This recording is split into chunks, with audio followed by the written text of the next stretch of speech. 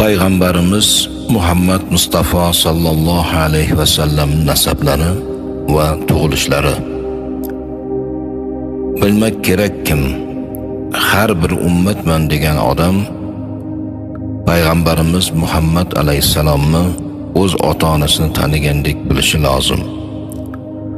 Payg'ambarimiz sallallohu alayhi va sallam o'zlari arab naslidan, Quraysh qabilasi Bani Hoshim urug'idan bo'lib, nomi shariflari Muhammaddur sallallohu alayhi va sallam. Tug'ilgan joylari Arabistonda, Makka shahridir. Otalari Abdulloh, Abdullohning otasi Abdul Muttalib, uning otasi Hoshim, uning otasi Abdul Manofdir. Ushbu to'r otalarni bilishlik har bir musulmonga lozim va lobuddir. 11 otalari Quraysh, 21 otalari Adnodir.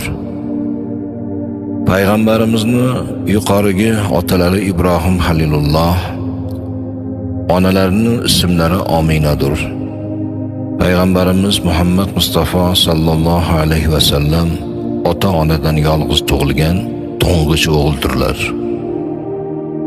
Chunki payg'ambarimiz ona qornida 2 oylik bo'lgan chog'larida otalari Abdulloh Shom safariga ketayotib Madina shahrida vafot topdilar. Yoshlari 30 ga yetmagan edi. Payg'ambarimiz sallallohu alayhi va sallam Hazrati Isa alayhisalomdan 571 yil keyin tug'ilgan ekanlar. U zamonda Eron mamlakatida mashhur No'shiravon Odil podshoh o'tgan ekanlar. Odil podshoh zamonida tug'ildim degan so'zlari mavridur. Rabbil avval oyining 12-si dushanba kechasi sahar vaqtida dunyoga keldilar. Ona qornida yotishlari, onadan tug'ilishlari boshqa bolalardek bo'lgani yo'q. Chunki onalari Omina og'ir bo'y xotinlardek qursoq og'irliklarni sezmadilar. Dard, alamlarni boshdan kechirganlari yo'q. To'lg'oq azoblarni ko'rganlari yo'q. Yukli xotinlarga bo'ladigan badan og'irchiliklarini hech bilganlari yo'q. Ona qornida 6 oylik bo'lganlarida Xudoni do'sti, oxir zamon payg'ambariga yuklik bo'lding deb Ominaga tushlarida bashorat bo'ldi.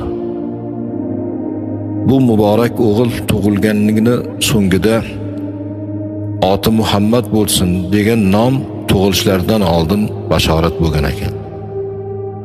Tug'ilish oy kunlari tamom bo'lganida Allohning qudrati bilan Hazrati Maryam, Fir'avnning xotini, Hazrati Osiyo va boshqa bir necha hur qizlar bilan doyalikka hozir bo'ldilar.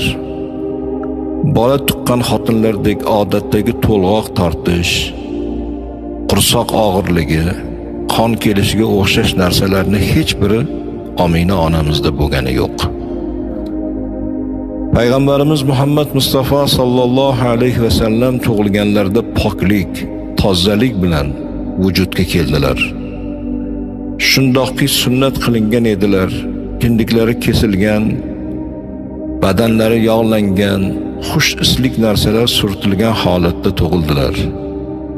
Payg'ambarimiz sallallohu alayhi va sallam dunyoga kelgan kechasida u zotning sharaf va hurmatlari uchun Xudoy taolo ko'p mo'jizalar ko'rsatdi. U zamonda olam hammasi kofiriston edi. O'tgan payg'ambarlarni ko'rsatgan haq dinlaridan odamlar adashgan edilar. Arab mushriklari tarafidan Baytullohga 360 dona but osilgan edi. Arablarning har bir urug'i o'zlariga atab Baytullohga bir donadan but osib qo'yishni odat qilgan edilar. Mana shu butlar payg'ambarimiz tug'ilgan kechada hammalari yuz tuban yiqilib yerga tushdi. Ertalab kelgan kofirlar bu holni ko'rib hayron bo'ldilar va ham ona qornida yerga tushgan chog'larida bir nur paydo bo'ldiki, uni yorug'idan Sham viloyatidagi Busro degan shaharning saroylari ko'rindi. Makka shahri bilan buni oralig'i 50 kunlik yo'l edi.